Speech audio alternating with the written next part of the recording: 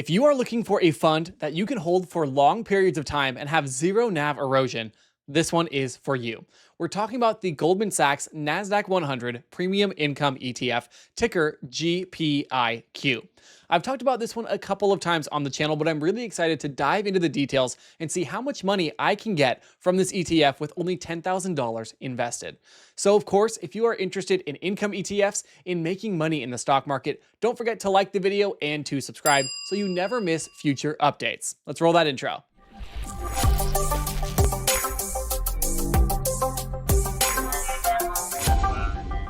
Just imagine with me, you put your money into one of these funds and you were able to retire.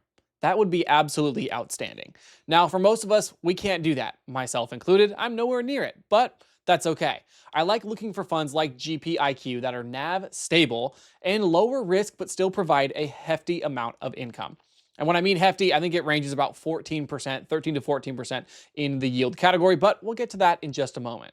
Starting off, we see it's Goldman Sachs NASDAQ 100 Premium Income ETF, ticker GPIQ. Now, I am going to say one thing, and I don't like to be a negative person. This website is awful. It is genuinely awful. I don't know why it looks like this, and if you don't know, I created my own website, and it is also awful. So it takes one to know one. This thing is terrible. I understand. I don't know if it's like supposed to be down or whatnot. I also couldn't even get in for quite a while. I had to work my way around it. I don't think it's supposed to look like this. I hope not. It's just not pretty. But that doesn't matter. It depends more on how the fund performs, not on how beautiful the website is. But Goldman Sachs is a massive company. I'm just kind of surprised. Now we can see it is seeking consistent monthly distributions. It aims to generate a consistent monthly distribution rate, generally from options premium and equity dividends. Now, if you know anything about these income ETFs, it would be great if they could be consistent, but it depends on the options market. It depends on the premiums. So consistency is great, but it's harder to do than just with a normal dividend stock like Realty Income or Main Street Capital. Now, again, we see equity exposure with lower volatility. It provides exposure to the NASDAQ 100 and dynamically sells call options, allowing for participation in rising markets and potential outperformance in negative to flat markets, which we will get to when we check out the summary prospectus. And lastly, it seeks to deliver attractive income with a lower correlation to traditional income sources and their risks. Now, I know what you're thinking. 14%, 13% is a little bit low for some people. If you guys are fanatics of yield max and you're used to 80% yields with ULTY, well, this one might not be for you. But for me, I like having a cheaper option that can make me money in the long term. I can set it and forget it, as they say. And what I mean by cheaper is the fees and expenses. So you have a net expense ratio of 0.29%. Now, I'm going to be doing a comparison with this fund and the partner fund QQQI from NEOS. And I say partner because they're both on the NASDAQ. And we'll compare how close they are, how far they are. And that's where when these funds kind of perform the same, the expense ratio makes a really big difference. But there's tons of good information on here. You can see all the capital, the weighted capital, how much money they have, the billions of dollars, growth of 10K. I mean, here's a little sneak peek. Inception date of October 24, 2023, still a relatively new fund. If you had put 10K in then, you'd be sitting at $14,981. And I'm assuming this is including dividends. Past performance, it must be. I'm assuming it's including dividends because if not, that is an absolute insane amount of growth. But I also want to say that these kind of funds are primarily traded in specific markets. And what I mean by that is we like to hold them to retire, just to grow our overall portfolios. But there are certain markets in which these income funds outperform the underlying. And that's not what they're designed to do. And if you have an understanding of options, that probably makes sense. If you don't, I apologize. But I still think it's very, very important to specify that because I will get comments stating, hey, this thing doesn't outperform the underlying. It's not supposed to. And again, it does depend on the market that we are in. So I've looked at all the data on here. We will check out the dividend history on Seeking Alpha as well. But I also want to check out the fact sheet because they have some really important information I think every investor should know. The summary prospectus, not the fact sheet. There is no fact sheet, summary prospectus. And I will give props. This looks a lot better than the website. So whoever designed this, good job. Now, there's a bunch of stuff on here. I always recommend if you're buying any funds, check out the fact sheet, the summary prospectus, look at them understand what they're doing, why they're doing it, how the fund works before you throw money into it. Not financial advice, do your own due diligence, all that stuff, but it will make you a better investor overall. And I can say that because it made me a significantly better investor. And I just learned a lot about these ETFs by reading these and then slowly understanding them. I still don't understand everything. I'm going to say that right now, but we're going to go through a couple key points. You can see the risks and all that kind of stuff. And then I want to showcase this fund and when they outperform. Because even though it is rare, I would say, they do have instances where they outperform, and that's because of how the options work. During periods in which, I'll highlight it for you, during periods in which the equity markets are generally unchanged or falling, or in a modestly rising market where the income from premiums exceeds the aggregate appreciation of the underlying index over its exercise price, my goodness, maybe I should learn to read first. A portfolio receiving premiums from its call option writing may outperform the same portfolio without such an options strategy. However, in markets where the aggregate appreciation of the underlying index over its exercise price exceeds the income from premiums, a portfolio with the call writing strategy could underperform the same portfolio without the options. And what they mean by that, to put it in layman's terms, is you are capped on your return with these calls. And that is, you're only really capped on the crazy price movement upward, which is a bummer because if you believe that the NASDAQ 100 is going to do crazy jumps every single day or every single month, you're going to lose out on some of that price appreciation because the calls are going to cap that for the sake of the premium. Now, if you don't believe that, or you believe an asset's going to steadily go up very slowly, these could even outperform because you're not missing out on that. You're not capped because it's not rising past the cap. It's still going up, but not enough to where you're missing out and you're still getting the options premium. So I hope that was a good explanation. It probably wasn't because things in my brain don't always make sense to other people. But again, look at this yourself and let me know what you think. We can also go down and see the performance. I like that they have all this on here. We can see it has not outperformed returns before taxes even. So you're also getting taxed, but you're not getting taxed on the NASDAQ or S&P in this situation either. 1 year, 23% versus the NASDAQ 100's 25.8, about a 3% difference there. And the S&P 500, 25%. So about a 2% difference there. You can also see the portfolio managers, tax info, and all sorts of stuff about buying and selling, and the NAV and the premium and the discount, yada, yada, yada. It's all good stuff. And again, check it out. But I've answered a lot of my questions so far. We do have to take a look at the dividend history and get that exact yield. I was wrong. The yield is lower, about 10.06%. Now, what I was looking at was total return, which is with a little bit of that growth, it did reach that 14% mark, but we'll check that out with the drip calculator as well.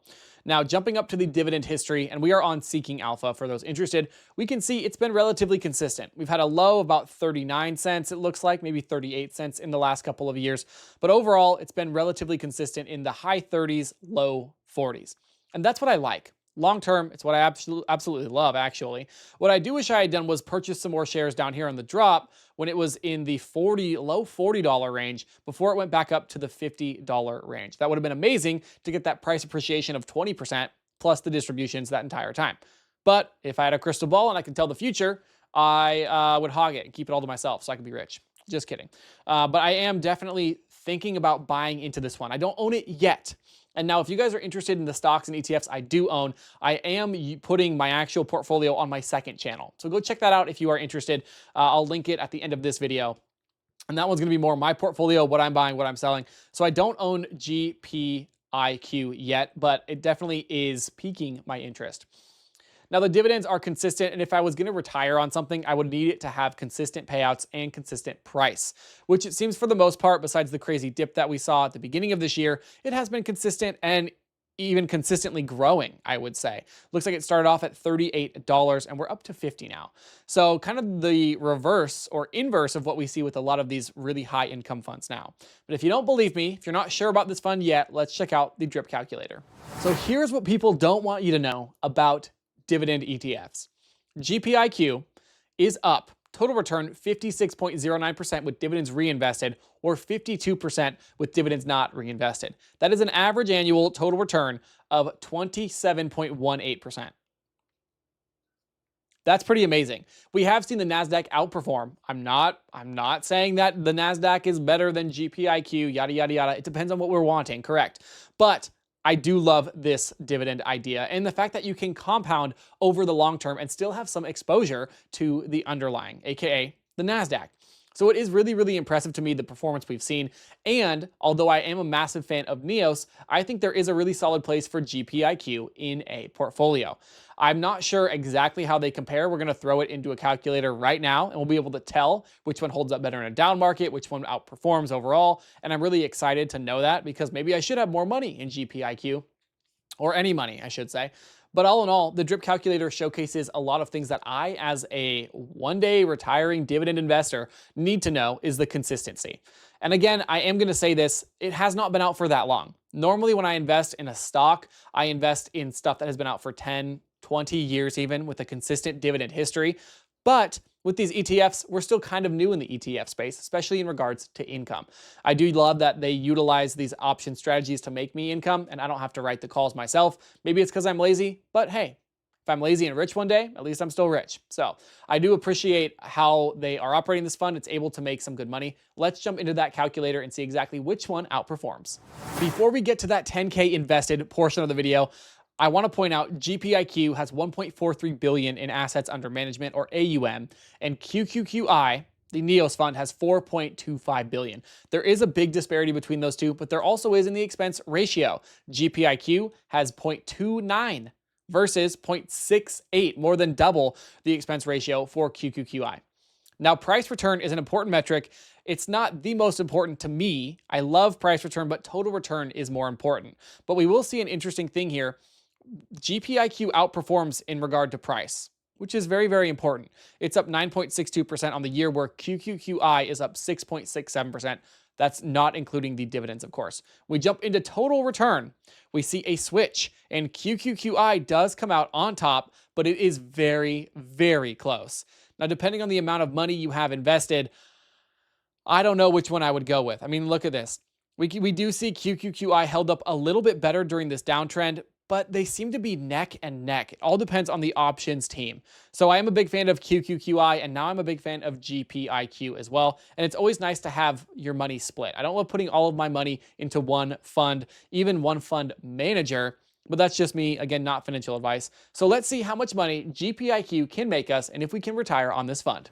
Now for my favorite part of the video. Everything's plugged in for GPIQ, 200 shares, 10% yield, monthly payouts. We're not contributing anything annually. We're putting our 10K in and holding it and seeing if we can retire on it. And then we have our dividend tax rate at 0%, because I'm saying I'm investing in a Roth. I'm not going to pay taxes on it. I've already been taxed.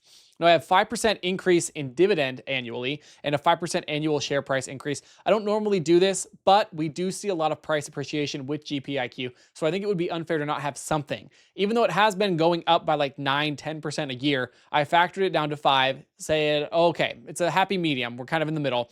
And I increased the dividend by the same amount. Because if I didn't do that, well, the share price would keep going up every year that I'm talking about, 10, 20, 30 years, and the dividend wouldn't increase at all, meaning it would actually be falling, and thus you get paid out less, and it skews the results.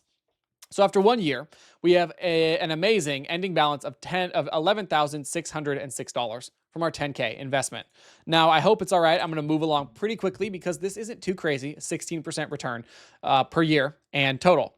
After 5 years, your 10K is now worth $21,000, still averaging that 16% return, and our annual dividend income is now $2,092 a year, which is great. That's very, very solid. I'm happy with those dividends. I'm not complaining one bit, and it's safer. Then we go up to 10 years, and now we're getting an ending balance of our 10K worth $44,356. Annual dividend income has doubled during this period, now to $4,400, and our total dividend payments over time, $23,000. Now, 20 years.